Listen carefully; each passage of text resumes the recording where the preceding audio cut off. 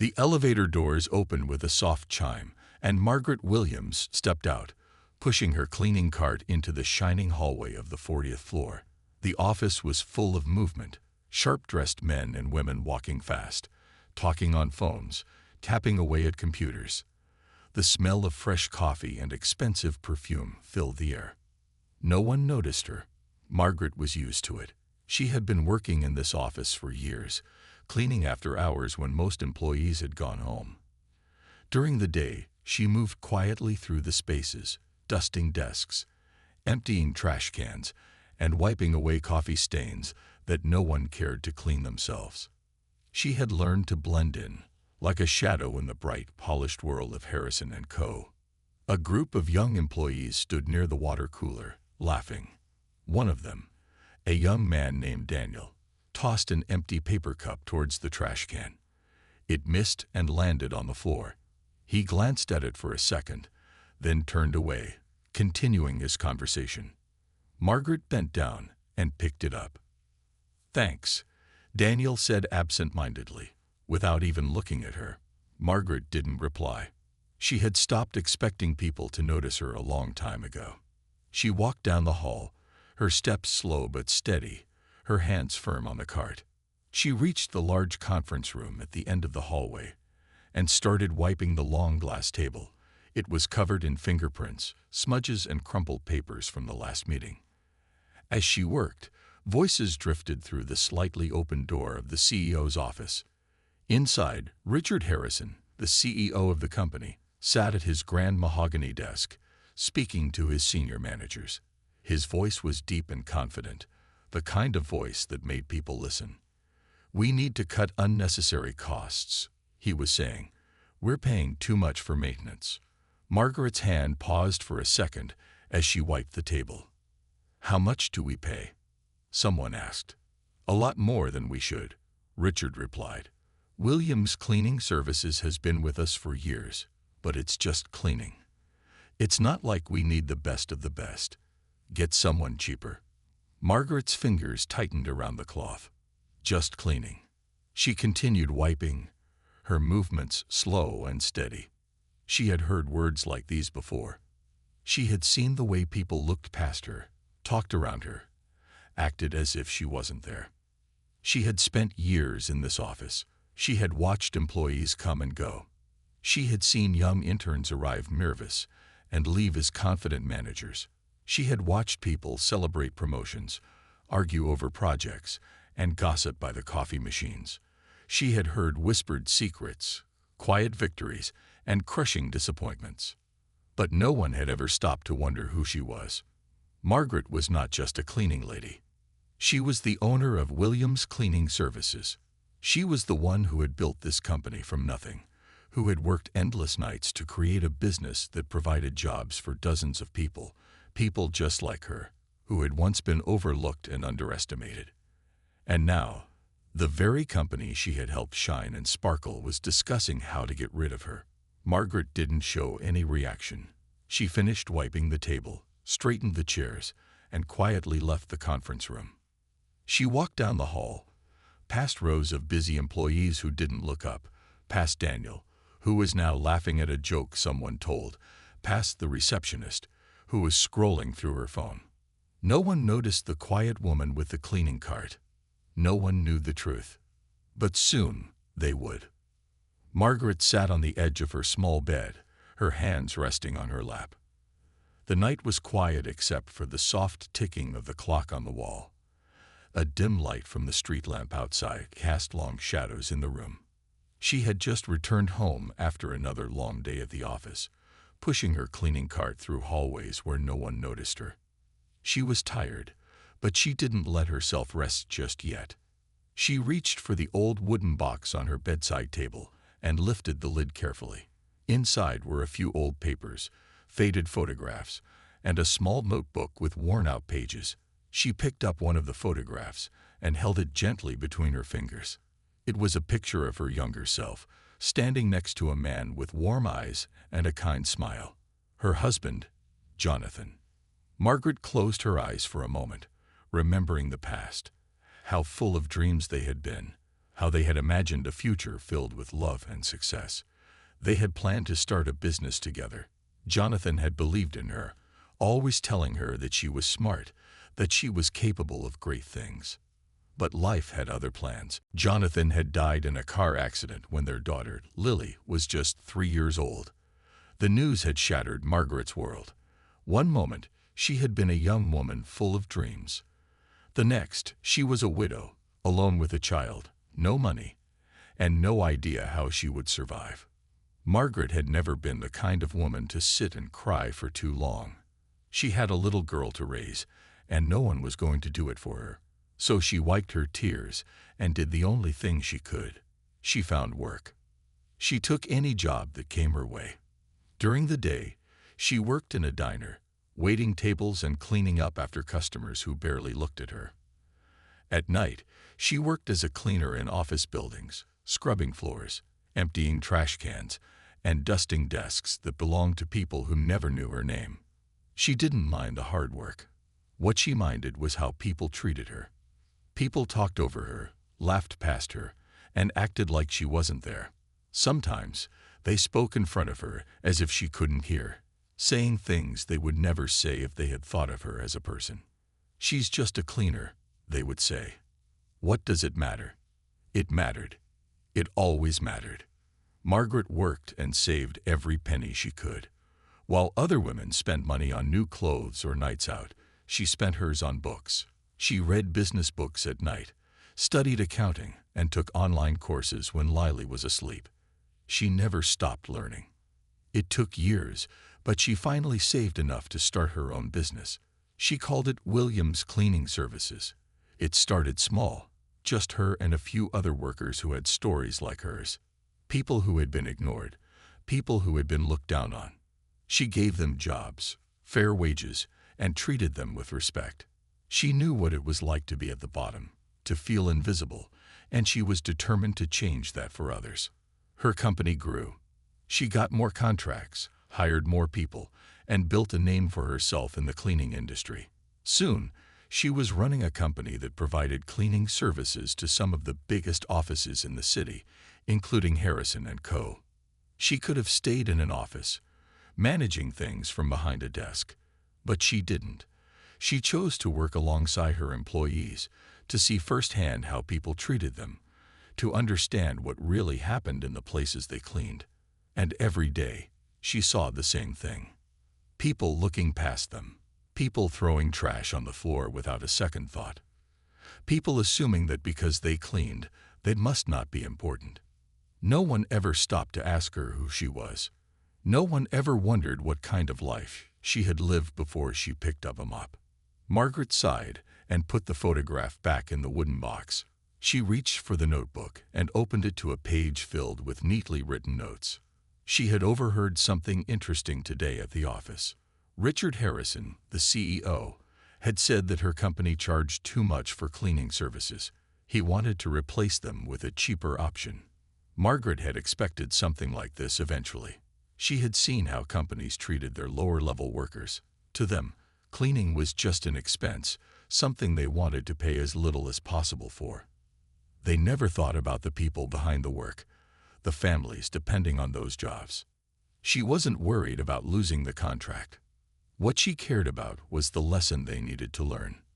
Margaret closed the notebook and placed it back in the box. She stood up, stretched her tired arms, and turned off the light. Tomorrow would be just another day at work. But soon, things were going to change. The office was buzzing with energy. Phones were ringing, keyboards were clicking, and footsteps moved quickly across the polished marble floors. The sound of expensive shoes echoed through the hallways as well-dressed employees hurried to their next meetings. Richard Harrison, the CEO of Harrison & Co., sat comfortably in his large leather chair, leaning back as he scrolled through reports on his sleek tablet. The sunlight coming through the floor-to-ceiling windows made his office glow, reflecting off the glass desk in front of him. He liked this office. It made him feel powerful. Across from him sat Thomas Reed, the company's financial advisor. He adjusted his glasses and cleared his throat before speaking. "Richard, we need to discuss the budget for next quarter. Thomas said. "We're spending more than necessary in some areas." Richard barely glanced up. "Cut whatever isn't important," he said casually. Thomas hesitated. "Well, one of the higher costs we have is for maintenance services. Williams Cleaning Services is charging a premium compared to other companies." At the mention of the cleaning company, Richard smirked. He had never once thought about the people who cleaned his office. They were just there, like the furniture or the walls, silent, unnoticed, unimportant. "How much are we paying them?" Richard asked, raising an eyebrow. Thomas flipped through his papers. "They have been with us for years. Their rates increase slightly over time, but the quality of their service is excellent. They are reliable, and we've never had complaints." Richard waved his hand dismissively. "It's cleaning, Thomas. It's not exactly a high-skill job. There's no reason to pay extra for something so basic. Find a cheaper company, someone who will do the same job for less." Thomas hesitated again. "I understand your point, but—" Richard cut him off. "It's simple. There are plenty of cleaning companies in the city. We don't need to be wasting money on something that doesn't affect our bottom line." A soft knock at the door interrupted them. The secretary, Olivia, stepped inside, holding a document. "Sir, this is the revised budget draft," she said, placing the papers on his desk. Richard barely acknowledged her before turning back to Thomas. "Get me a list of cheaper cleaning services by next week," he ordered. "Williams Cleaning Services is out." Margaret Williams stood just outside the door, her cleaning cart beside her. She had arrived to clean the office as she did every day, but now she stood frozen, listening to the words coming from inside. She had heard many things in her years working in these hallways: office gossip, complaints, even secrets people whispered when they thought no one else was around. But today, what she heard was different. It wasn't just a conversation about business. It was about her. It was about her company, her employees, the people who worked hard every day to keep these offices clean, people who depended on their paychecks to feed their families. Margaret tightened her grip on the handle of her cart. She wasn't surprised. She had seen this kind of arrogance before. People like Richard Harrison thought they were above everyone else. They thought their power, their wealth, and their fancy offices made them more important than the people who worked for them. To him, cleaners were invisible. He didn't know that the woman pushing the cleaning cart outside his door was the very owner of the company he was about to replace. Margaret took a deep breath, steadying herself. She had built her business from nothing, fought for every contract, and worked harder than anyone in this office ever had. She knew the value of hard work, and she knew the value of respect. And Richard Harrison was about to learn that lesson, whether he liked it or not. Without a word, she turned and pushed her cart down the hallway. But this time, she wasn't just cleaning. She was planning. The evening was quiet, but Margaret's mind was not. She sat at her small wooden desk in the corner of her living room, flipping through a thick file of documents. Numbers, invoices, employee records, everything about Williams Cleaning Services was in front of her. She had worked for years to build this company, and now, with one careless decision, Richard Harrison wanted to throw it away. She wasn't going to let that happen.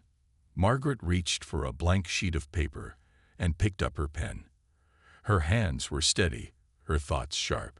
She wrote each word carefully, making sure the message was clear but polite. An invitation. Not just any invitation. An exclusive formal invitation to a special business event hosted by Williams Cleaning Services. Margaret had spent years making powerful connections. Many of the city's top companies used her services. Some of them were clients that Richard Harrison himself wanted to work with. He had no idea that the cleaning lady who walked past him every day knew these people personally. She signed the letter with a small smile. The next morning, she arrived at Harrison & Co. as usual. She pushed her cleaning cart through the grand lobby, nodding politely at the receptionist who barely glanced at her. She had learned how to move like a shadow, unnoticed and ignored. But today was different. She had a letter in her hand, sealed in an elegant white envelope with gold trim, She walked straight past the front desk and headed to the executive offices on the top floor. Outside Richard Harrison's office, his secretary, Olivia, looked up in surprise as Margaret approached. "Oh," Olivia said, blinking. Can I help you?" Margaret smiled warmly. "Good morning, dear.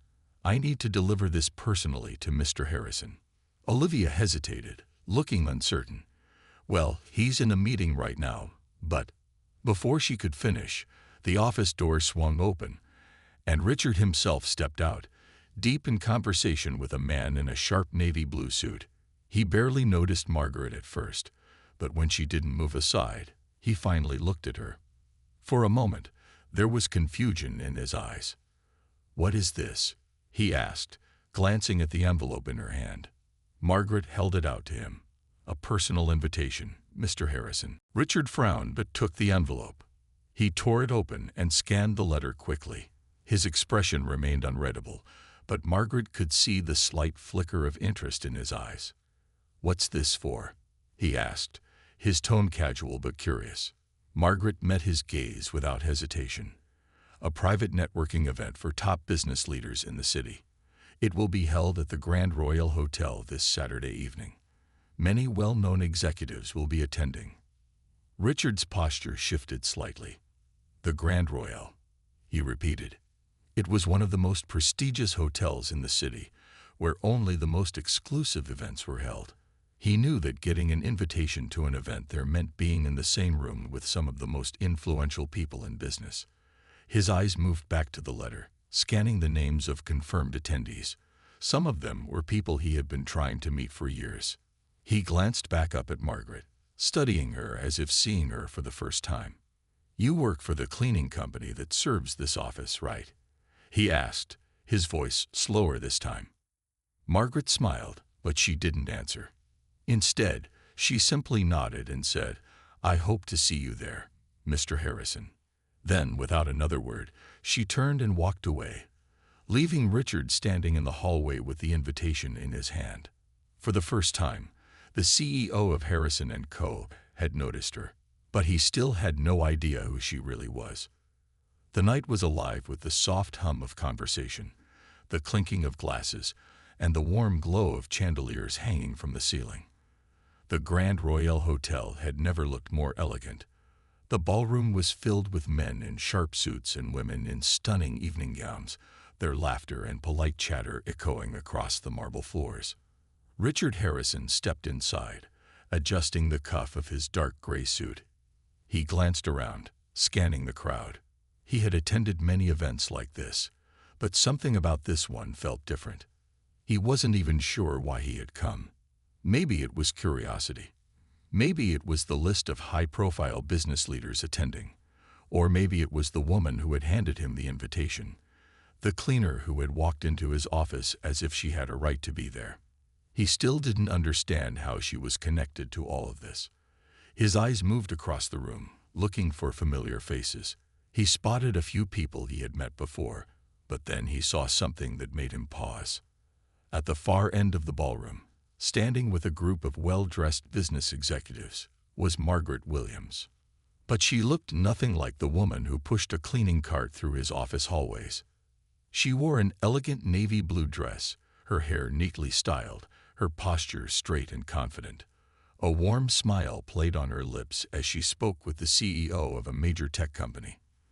The people around her listened with interest, nodding at her words. Richard frowned, confusion flashing across his face.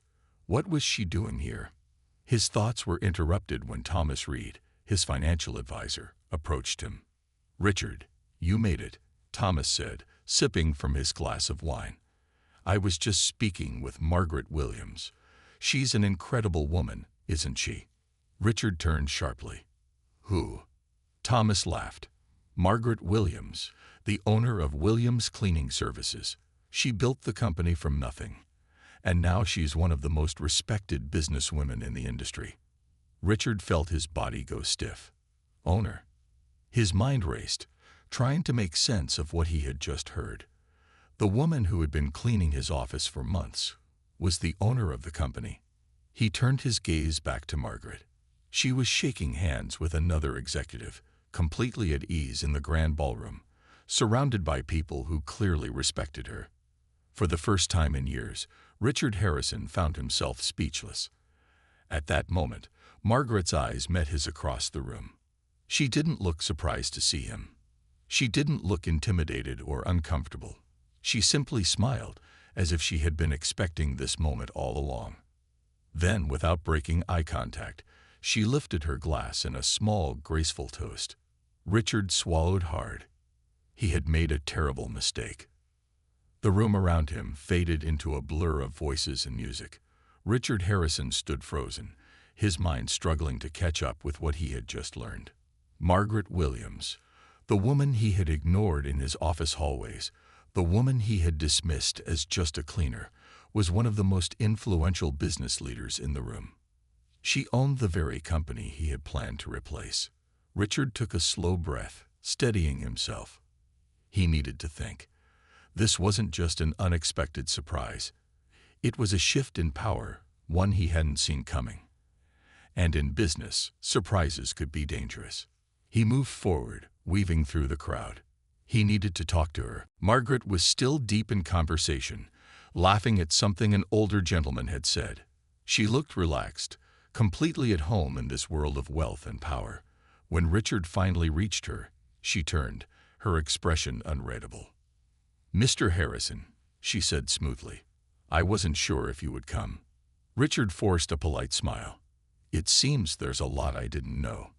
Margaret tilted her head slightly, amusement flickering in her eyes. "Yes," she said, "it seems so." For a moment, there was silence between them. Richard felt the weight of the situation pressing down on him. He had spent years controlling boardrooms, making decisions without question. But now, standing before Margaret, he realized he was the one at a disadvantage. He cleared his throat. "I wasn't aware that Williams Cleaning Services was, well, your company." Margaret raised an eyebrow. "No, I imagine you weren't." Richard studied her, searching for any sign of anger or resentment, but she remained calm. "You've built something impressive," he admitted. "Your company is one of the best in the industry." Margaret smiled. "I know." There was no arrogance in her voice, just quiet confidence. It was a confidence Richard recognized, the kind that came from years of struggle, from knowing your own worth even when others didn't. He exhaled slowly. "Look, about the decision toe." Margaret held up a hand, stopping him. "You were going to cut ties with my company," she said simply. Richard hesitated. It was a business decision, nothing personal. Margaret's expression didn't change. "But that's the problem, isn't it?" she said. "For you, it was just business. But for me, it was personal, not because of the contract, but because of the way you see people." Richard felt a sting of embarrassment, but he said nothing. Margaret took a sip of her drink before continuing. "You judged me without knowing me. You looked at me and saw someone beneath you." She gave him a thoughtful look. "Tell me, Mr. Harrison, if I had walked into your office in a designer suit instead of a cleaning uniform, would you have treated me the same way?" Richard didn't answer. He didn't have to. They both knew the truth. Margaret set her glass down on the table beside her. "Business is more than numbers on a page," she said. "It's about people, respect, understanding that success doesn't always come from where you expect it to." Richard exhaled slowly, nodding. "You're right." Margaret's eyes softened slightly. "It's not too late to change the way you see things." Richard met her gaze, realizing in that moment that he had just been given something rare. A second chance. A chance to see the world differently. And maybe, just maybe, a chance to fix his mistakes. The air inside the ballroom felt different now. The weight of Margaret's words still lingered in Richard's mind. For the first time in a long time, he found himself unsure of what to say. He had built his career on confidence, control, and knowing how to command a room. But here, in front of Margaret, he was no longer in control. Margaret had shown him something he had never considered before. That respect was not about wealth or status. It was about how you treated people, no matter who they were. She had not raised her voice. She had not humiliated him. Yet somehow, he felt smaller than ever before. Richard let out a slow breath and straightened his shoulders. "Margaret," he said carefully, "I realize now that I was wrong." Margaret studied him, waiting for him to continue. "I made assumptions about you," he admitted. "I saw a cleaning uniform and never thought to look beyond it. That was my mistake." Margaret didn't say anything right away. She simply watched him, as if measuring the weight of his words. Then, after a moment, she nodded. "People often judge too quickly," she said, "but the real test is whether they learn from it." Richard gave a small, thoughtful nod. "I don't want to lose your company's contract," he said honestly. "Not because of business, but because I now understand the value you bring, not just as a service, but as a leader." Margaret's lips curved into a small smile. "It's not just about keeping a contract, Mr. Harrison. It's about changing the way you do business. It's about respect. If I agree to continue working with your company, I need to know that you won't look down on the people who keep your office running every day." Richard felt the weight of her words. He thought about the employees in his office, the ones who answered phones, sorted files, and yes, even cleaned the floors. He had never given them much thought before. They had always been in the background, invisible. But tonight, Margaret had shown him that no one was invisible unless he chose not to see them. "I understand," Richard said finally. And he meant it. Margaret gave a satisfied nod. "Then maybe this is not the end of our business together." For the first time that evening, Richard smiled. It was a small smile, but it was real. The music played softly in the background as the conversation around them continued. But for Richard, this night had become something much more than a networking event. It was a lesson in respect.